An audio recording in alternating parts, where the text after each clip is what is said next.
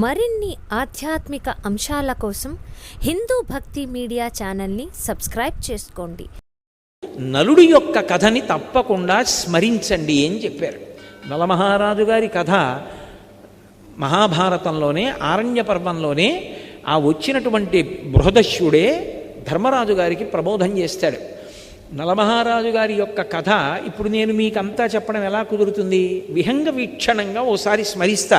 ఎందుకంటే కలిప్రభావం గురించి మాట్లాడుతున్నాను కాబట్టి. ఎందుకు చెప్పమన్నారు ఆ విషయాలు? ఎందుకు కలిప్రభావం చేయడు?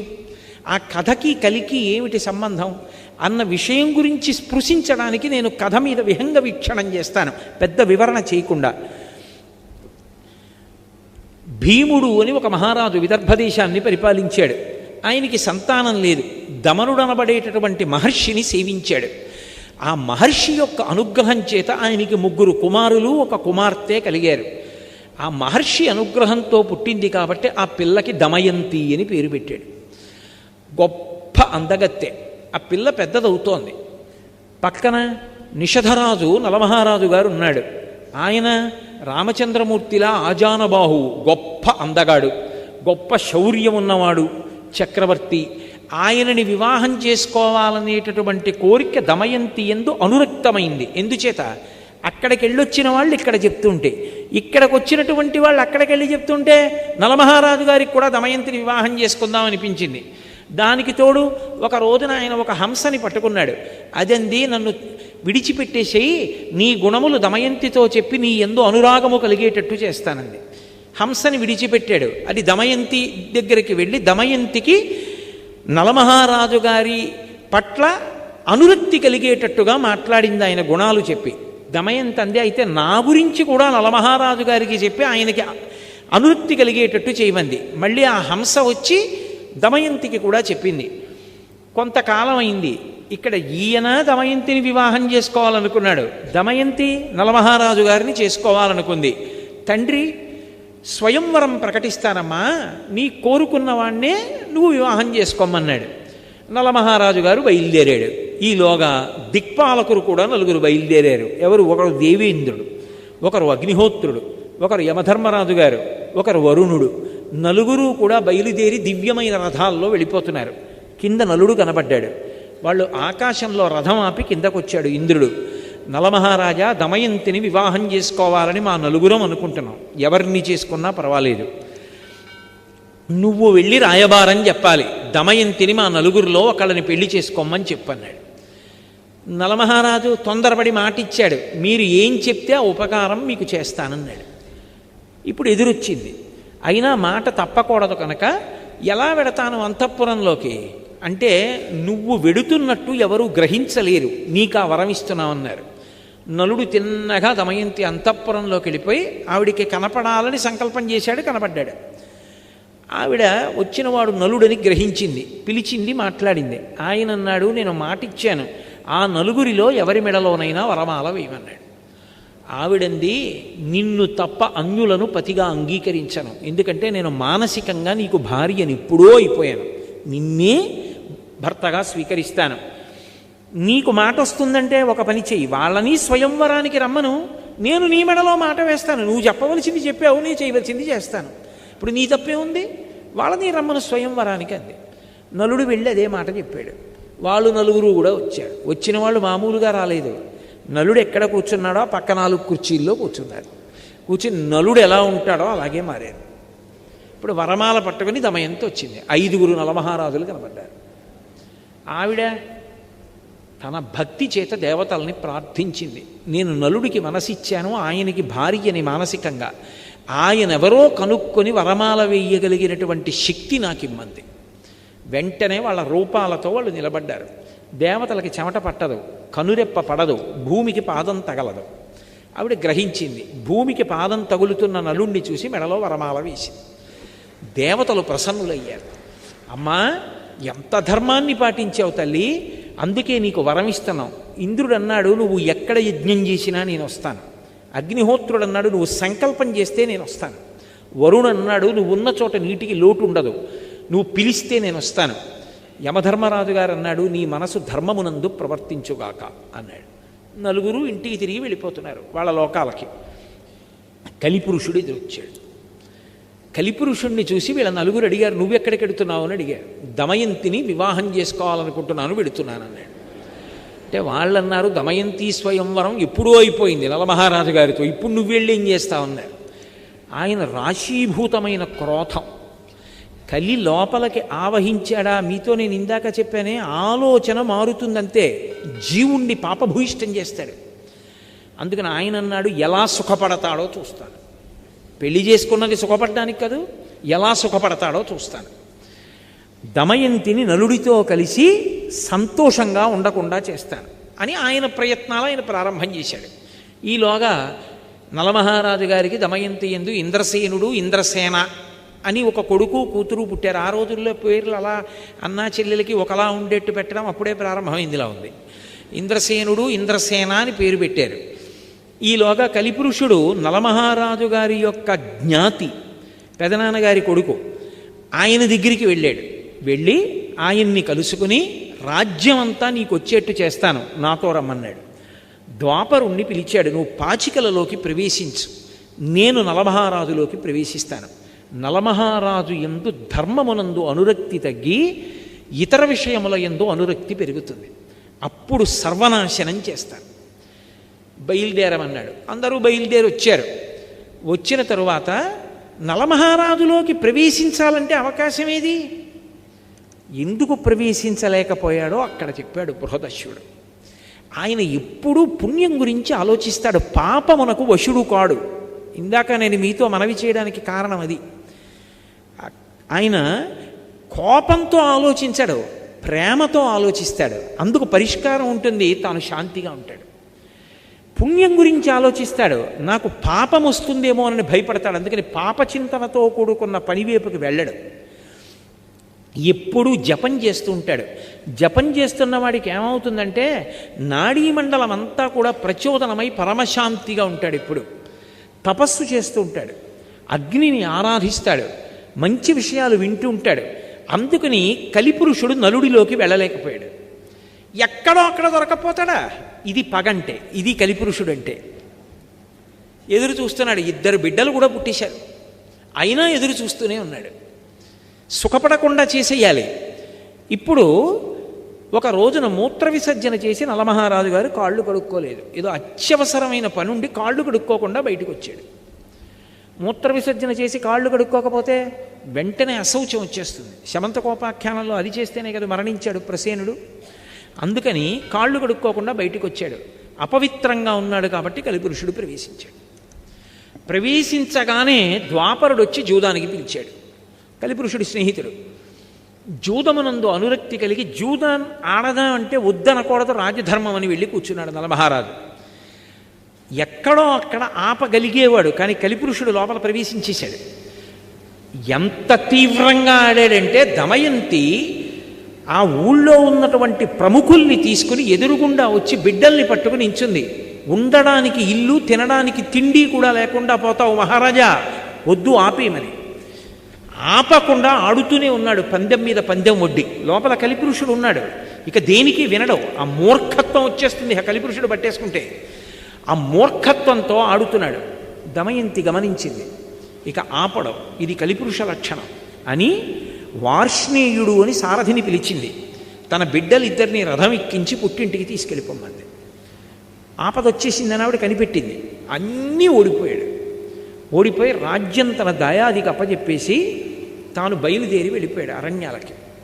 ఇక్కడ ద్వాపరుడు రాజై ద్వాపరుడితో పాచికలాడాడు కదా, దాయాది రాజై కూర్చున్నాడు. ఊరి చివరకెళ్ళి 3 రోజులు భోజనం కూడా లేదు. అయినా చిత్రం ఏమిటంటే కొత్త రాజుగారికి కోపం వస్తుంది, పాత రాజుగారిని పలకరిస్తే అని ఒక్కడు వెళ్ళి పలకరించలేదు నలమహారాజుని. ఆఖరికి ఇద్దరూ కలిసి అరణ్యంలో వెళ్ళిపోతున్నారు నలదమయంతులు. ఆకలి, పైన పక్షులు ఎగురుతున్నాయి. పక్షులు ఎగురుతున్నాయి, పక్కన భార్యే కదా ఉంది, ఎవరూ లేరు కదానని నా పంచె తీసి విప్పేసి పైకి విసురుతాను. ఆ పంచ పక్షుల మీద పడి బరువుకి పక్షులు కింద పడతాయి, ఆ మాంసం తిందాం దమయంతి అని బట్ట తీసి విప్పేసి పైకి విసిరాడు. ఆ పక్షులు బట్ట పట్టుకుని వెళ్ళిపోతూ పక్కపక్క నవ్వి నిన్ను ఓడించడానికి కారణమైనటువంటి పాచికలం పక్షి రూపం ధరించాం, ఒంటి మీద బట్ట కూడా తీసేయడానికి. నేను ద్వాపరుణ్ణి, మహారాజా బట్ట కూడా లేదు తిరుగన్నయ్య. ఏం చెయ్యాలో తెలియక దమయంతి కట్టుకున్న చీరే తాను చుట్టుకుని ఇద్దరూ కలిసి అడవిలో నడిచారు. పడుకున్నాడు ఒక చోట, ఒక శిథిల ప్రాంగణం దొరికితే పడుకున్నాడు. కలిపురుషుడు లోపల ఉన్నాడు కదా, ధర్మం తప్పిపోతోంది. ఏం ఆలోచించాడంటే, ఇంత గొప్ప భార్య, ఈమె కష్టపడుతోంది నా వల్ల, ఈమెని వదిలిపెట్టేయాలనుకున్నాడు. నేను వదిలేస్తే సుఖపడుతుంది. వదిలిపెట్టి బయటికి వెళ్ళాడు. మళ్ళీ ధర్మం గుర్తొచ్చింది, భార్యని వదిలిపెట్టకూడదు. మళ్ళీ వచ్చాడు, కానీ లోపల కలి. ఆ కలి ప్రభావానికి ఏం చేశాడంటే చెయ్యకూడని పని చేసేసాడు. అంత పెద్ద అరణ్యంలో భార్య చీర కొంగు చింపేసి ఒంటికి కట్టుకొని వదిలిపెట్టి వెళ్ళిపోయాడు. పాపం దమయంతి ఉండిపోయింది. అలా వెళ్ళినవాడు నలమహారాజా రక్షించు, నలమహారాజా రక్షించు అని కేకలు వినపడ్డాయి. గబగబా వెళ్ళి చూశాడు, పెద్ద పాము ఒకటి పడుంది. అవతల నుంచి అరణ్యం అంతా కాలిపోయి మంటలు వచ్చేస్తున్నాయి. వచ్చేస్తుంటే పాము అంది, మంటల్లో తప్పించుకోలేను, నువ్వే నన్ను ఎలాగోలా తీసుకెళ్ళి ఏదైనా నది ఒడ్డున పడయి, ఒళ్ళు కాలిపోతోంది మహారాజా, నేను కర్కోటకుణ్ణి, మహాసర్పాన్ని, మునిశాపానికి ఇలా పడిపోయాను, ఇప్పుడు కదలలేనంది. చిన్న పాము అయిపోయింది. దాన్ని ఎత్తి పట్టుకుని నది ఒడ్డుకెళ్ళి దింపబోతున్నాడు. ఒక్క 10 అడుగులు ఈ మహారాజా అంది. 10వ అడుగు వేశాడు, ఠక్కున కరిచింది. అది కర్కోటక విషం. ఆ విషం వల్ల వెంటనే కాళ్ళు చేతులు కురసైపోయి పొట్టివాడైపోయి భయంకరమైన ఆకారాన్ని పొందేశాడు. కర్కోటకుడి వంక తిరిగి అన్నాడు, ఉపకారం చేసిన వాడికి నువ్వు చేసే ఉపకారం ఇదా అన్నాడు. మహారాజా, నేను అపకారం చేయలేదు, నలుడిగా ఎలా తిరుగుతావు ఇంత కష్టంతో, నిన్నిప్పుడెవ్వరూ గుర్తుపట్టరు. ఋతుపర్ణుడి యొక్క రాజ్యానికి వెళ్ళి నీకు అశ్వహృదయం తెలుసు కాబట్టి గుర్రాలు పెంచి పోషించు, వెళ్ళిపోమన్నాడు.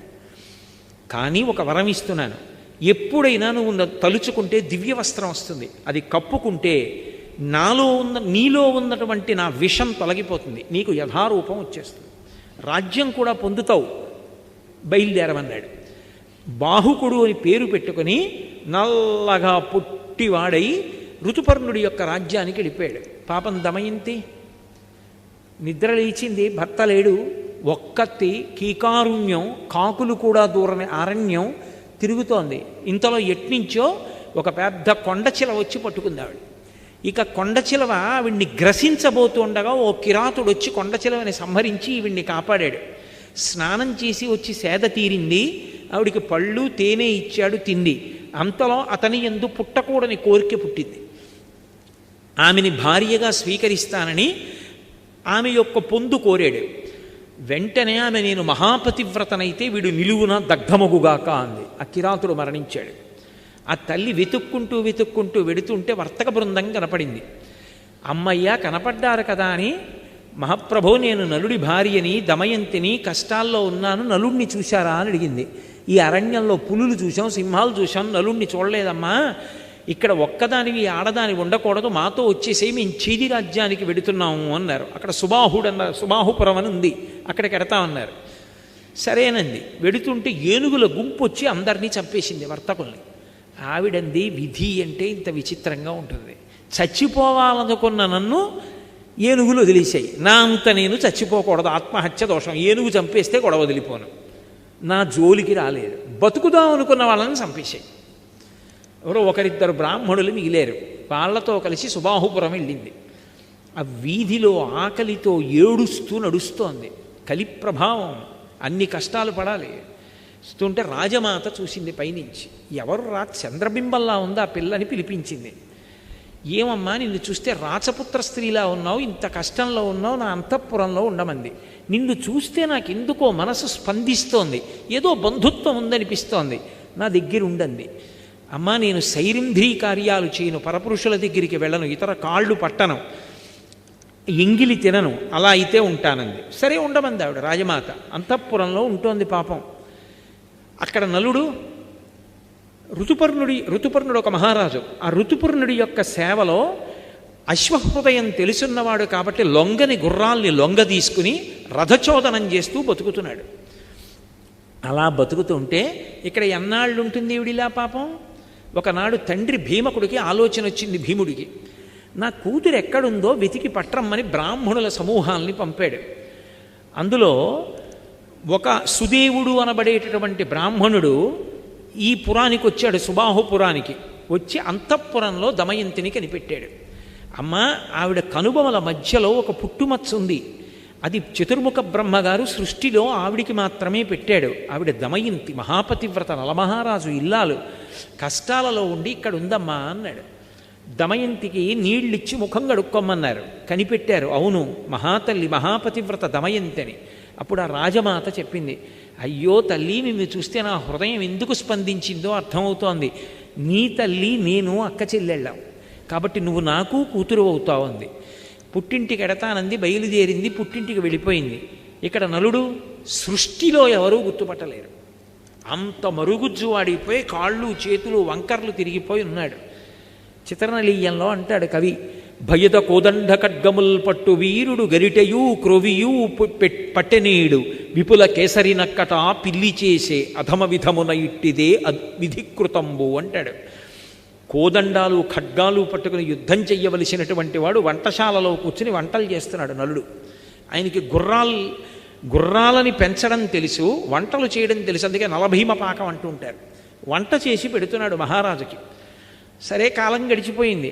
ఆ వార్ష్ణేయుడు అంటే ఆ పిల్లలిద్దరినీ పుట్టింట్లో దింపేసినటువంటి సారథి నలుడితోటే ఉన్నాడు. కానీ ఆయనకి తెలియదు బాహుకుడే నలుడని.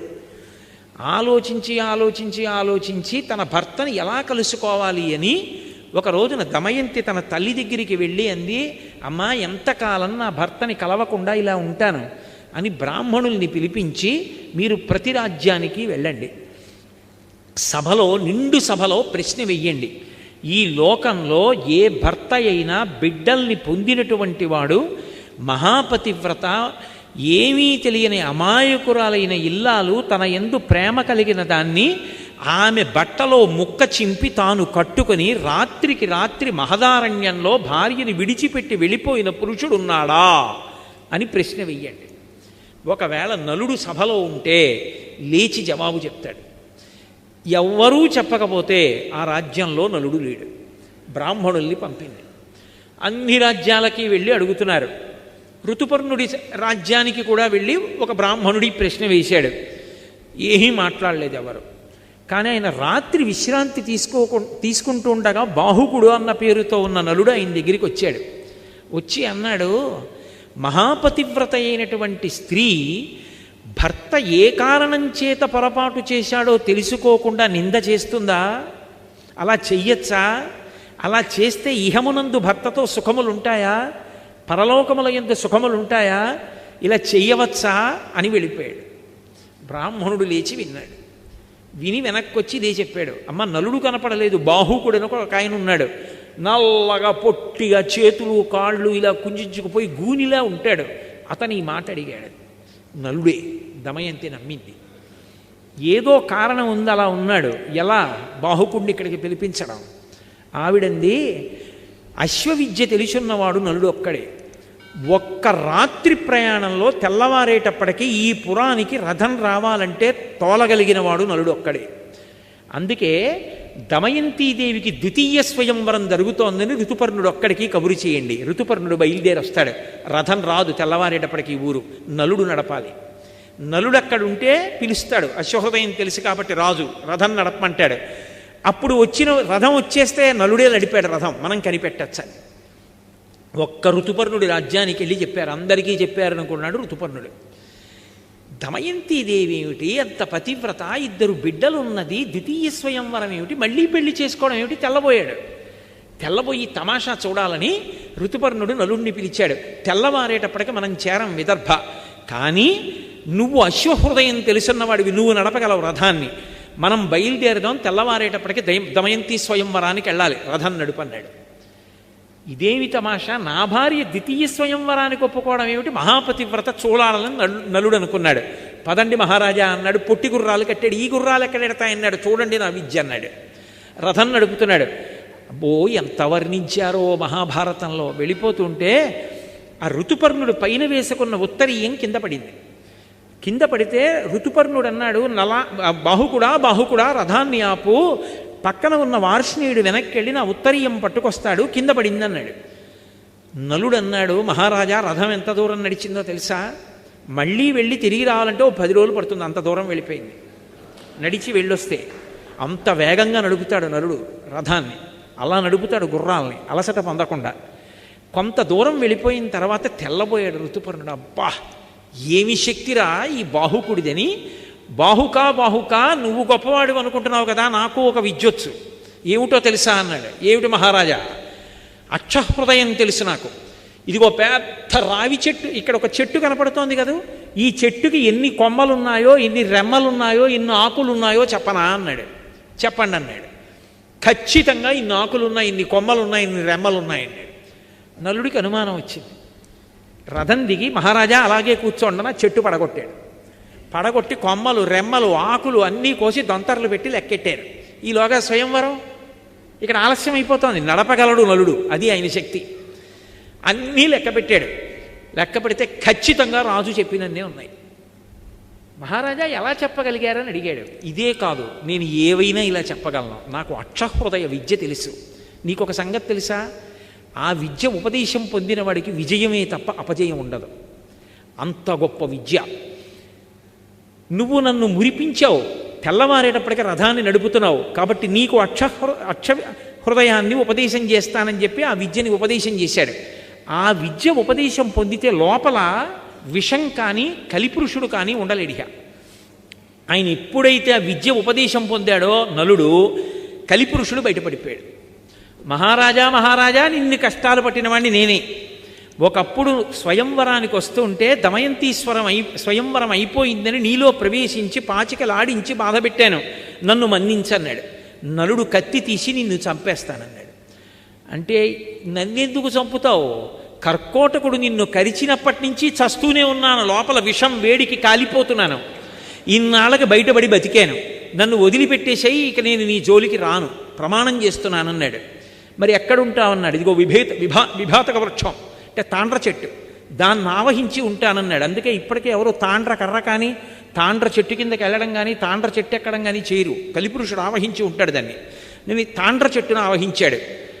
మహారాజు వెళ్ళిపోయాడు స్వయంవరానికి. ఎవరు లేరు, ఈయనొక్కడు తప్ప. తెల్లబోయాడు, ఇదేమిటి స్వయంవరం అన్నారు, నన్ను ఒక్కడనే పిలిపించారని. బాహుకుడు కూర్చున్నాడు. కేశిని అని దమయంతి యొక్క చెలికెత్తే పిల్లలిద్దరినీ తీసుకెళ్ళింది. ఎంత మారు వేషంలో ఉంటే మాత్రం పిల్లల్ని చూస్తే తండ్రి హృదయం ఆగుతుందా? ఎత్తుకుని ఇద్దరినీ 2 తొడల మీద కూర్చోబెట్టుకుని ముద్దులాడి మురిపాలతో పొంగిపోయాడు. కేశిని గమనిస్తోంది. గభాలను దింపేసి, మహారాజు బిడ్డలు, నేను ముద్దులాడకూడదు మాట్లాడకూడదు, కానీ నా బిడ్డలు గుర్తొచ్చారు, ఏమనుకోక ఇంకెప్పుడు ఇటు రాకు అని చెప్పి పంపించేశాడు. ఆవిడ వెళ్ళి దమయంతీదేవికి చెప్పింది. ఆవిడ గుర్తుపట్టింది, నలుడే బాహుకుడి రూపంలో ఉన్నాడని. పిలిపించింది. ఎదురుగుండా నిలబడి మళ్ళీ ఇదే ప్రశ్న వేసింది. అరణ్యంలో ఒక్కతే నిద్రపోతున్నప్పుడు చీర కొంగు చింపి భర్త కట్టుకుని భార్యని విడిచిపెట్టి ఒక్కదాన్ని అరణ్యంలో వదిలేసి వెళ్ళిపోయినవాడు ధర్మాత్ముడా చెప్పు బాహుక అంది. ఆయన అన్నాడు, అది ధర్మం కాదు, కానీ నా యందు కలిపురుషుడు ప్రవేశించాడు దమయంతి, అందుకని నేను ధర్మం తప్పి పొరపాటు చేశాను. నీ ఎందు కలిపురుషుడు ప్రవేశించాడు, నువ్వెందుకు ద్వితీయ స్వయంవరానికి ఒప్పుకున్నావు, తప్పు కదా అని అడిగాడు. త్రికరణ శుద్ధిగా నాకు ద్వితీయ స్వయంవరం మీద అనురక్తి లేకపోతే నీకోసమే నేను ద్వితీయ స్వయంవరం ప్రకటించుంటే దేవతలు పలికెదరుగాక అంది. వాయుదేవుడు వచ్చి నిజం చెప్పాడు, ఆమె నీకోసమే ద్వితీయ స్వయంవరం ప్రకటించిందని. వెంటనే కర్కోటకుడిని తలుచుకున్నాడు, దివ్యవస్త్రం వచ్చింది, కప్పుకున్నాడు, నలుడైపోయాడు. నలుడైపోగానే దమయంతిని స్వీకరించాడు, చాలా సంతోషించాడు. మళ్ళీ తన రాజ్యానికి వెళ్ళాడు. దయాదిని పిలిచాడు. ఈసారి గెలిస్తే దమయంతి నీది, ఈసారి గెలిస్తే రాజ్యం నాది అన్నాడు. ఎందుకని ఈసారి కలిపురుషుడు తనలో లేడిక, తనది గెలుపు, ధర్మం తనది కనుక. ఎక్కడ ధర్మం ఉందో అక్కడ గెలుపు. పాచికలు వేశాడు. వెయ్యగానే నలుడు గెలిచాడు. దాయాది వెళ్ళిపోయాడు. రాజ్యంతో తొలతూగాడు. అప్పుడు కలిపురుషుడు వరమిచ్చాడు. మహారాజా, నలమహారాజా, నీ యొక్క కథని ఎప్పుడైనా ఎక్కడైనా విహంగ వీక్షణంగా పద్యాలు శ్లోకాలు లేకుండా చిన్న కథగా ఒకసారి చెప్పుకున్నా సరే ఇక కలిపురుషుడు ప్రవేశించాడు. అసలు ముందు ఈ సభని కాపాడాలి కదా, కలిపురుషుడు ప్రవేశించకుండా నేను అసలు ఆయన ప్రవేశించకుండా ఉంటే కదూ రేపటి సభ ఎల్లుండి సభ. అందుకని నేను ఇవాళ ఈ కథ చెప్పవలసి వచ్చింది. అందుకని నలోపాఖ్యానాన్ని వినాలి, లేదా విహంగ వీక్షణంగా స్మరించాలి. ఇది కూడా చెయ్యలేకపోతే నేను ఒక వరం ఇస్తున్నాను లోకానికి. ఎప్పుడైనా సరే ఉర్వినీది ప్రసిద్ధంబో కర్కోటకుని, దమయంతిని, పుణ్యమూర్తియగు నలుని, రుజుచరిత్రుండగు ఋతుపర్ణుని కీర్తించిన కలిభయములు క్రాగునంత తప్పదు అధిపా అన్నాడు. ఓ మహారాజా, నేను వరమిస్తున్నాను. నలుడు, దమయంతి, కర్కోటకుడు, ఋతుపర్ణుడు, ఈ 4 పేర్లు ఒక్కసారి రోజు ఉచ్చరిస్తే పైకి కలిపురుషుడు ప్రవేశించాడు. కలిపురుషుడు ప్రవేశించకపోతే ఆలోచనలు దైవీపరంగా వెళ్ళిపోతాయి. దైవీపరంగా వెళ్ళిపోతే పాపచింతనలు ఉండవు. అందుకని పాపచింతనల నుండి బయటపడడానికి, కలిపురుషుడి నుంచి వినిర్ముక్తుడు కావడానికి తప్పకుండా అందరూ స్మరించవలసినవి 4 పేర్లు, అందరూ చదవవలసినది నలోపాఖ్యానమని, ఇతిహాసము పంచమవేదమని వ్యాసభగవానుడు లోకం కోసం ఇచ్చినటువంటి పరమాద్భుతమైనటువంటి భారతంలో ఆరణ్య పర్వంలో ధర్మరాజు గారితో బృహదశ్వుడు చెప్పి, అంత గొప్పదయా అక్షహృదయం అన్న విద్య నీకు కూడా ఉపదేశం చేస్తున్నాను, నువ్వు ఎదర రాజ్యాన్ని పొందుతావు అన్నాడు. కాబట్టి ఇవాళ మనందరం నలోపాఖ్యానాన్ని విహంగ వీక్షణంగా విన్నాం. మీకు ఈ వీడియో నచ్చినట్లయితే మర్చిపోకుండా లైక్ చేయండి, షేర్ చేయండి. ఛానల్కి కొత్తగా వచ్చినట్లయితే సబ్స్క్రైబ్ చేసుకోండి.